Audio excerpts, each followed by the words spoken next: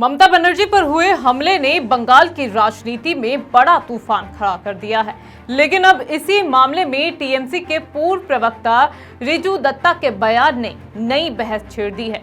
उन्होंने एक तरफ हमले को लोकतंत्र के लिए शर्मनाक बताया तो दूसरी तरफ 15 साल के शासन के खिलाफ जनता के गुस्से और कर्म लौट कर आने जैसी टिप्पणी कर सियासी हलचल तेज कर दी।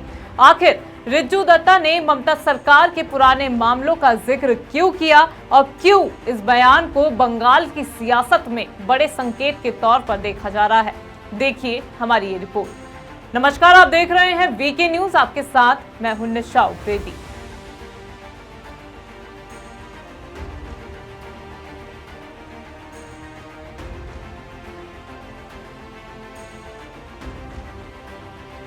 बंगाल की सियासत में एक बार फिर हलचल तेज हो गई है। ममता बनर्जी पर हुए हमले को लेकर राजनीतिक बयानबाजी शुरू हो गई है। एक तरफ इस घटना को लेकर सवाल उठ रहे हैं तो दूसरी तरफ पुराने राजनीतिक विवाद भी सामने आने लगे हैं। इसी बीच टीएमसी के पूर्व प्रवक्ता रिजू दत्ता के बयान ने नई बहस छेड़ दी है।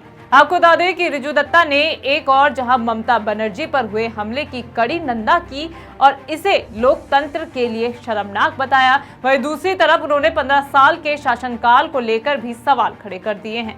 उन्होंने कहा कि जनता के अंदर लंबे समय से जमा गुस्सा अब बाहर आ रहा है और तंज कसते हुए कहा कि कर्म का फल हमेशा वापस आता है। उन्होंने कहा कि अगर 3 बार की मुख्यमंत्री सड़क पर निकलती हैं तो उनकी सुरक्षा की जिम्मेदारी सरकार की होती है। किसी भी सभ्य समाज में किसी नेता पर हमला नहीं होना चाहिए। हालांकि रिजू दत्ता ने ममता बनर्जी के पुराने कार्यकाल का जिक्र करते हुए बीजेपी नेताओं पर हुए हमलों की बात भी उठाई। उन्होंने कहा कि बीजेपी के तत्कालीन राष्ट्रीय अध्यक्ष जेपी नड्डा के काफिले पर हमला हुआ था, दिलीप घोष पर हमला हुआ था और शुवेंदु अधिकारी को भी निशाना बनाया गया था।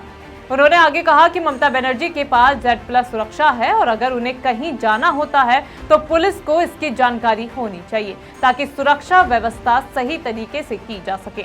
वहीं अभिषेक बनर्जी के पूर्व पीए सुमित राय से सीआईडी पूछताछ को लेकर भी रिजू दत्ता ने प्रतिक्रिया दी। उन्होंने कहा कि सुमित रॉय के खिलाफ कई गंभीर मामले दर्ज हैं, जिसमें जबरन वसूली, जमीन से जुड़े विवाद और नौकरी के नाम पर पैसे लेने जैसे आरोप शामिल है। रिजू दत्ता ने कहा कि ये जांच सुप्रीम कोर्ट के निर्देश पर हो रही है और जांच एजेंसी जब भी बुलाएगी सुमित रॉय को पेश होना होगा। उन्होंने दावा किया कि सुमित रॉय के पास टीएमसी के 15 साल के शासनकाल से जुड़ी कई अहम जानकारियां हैं।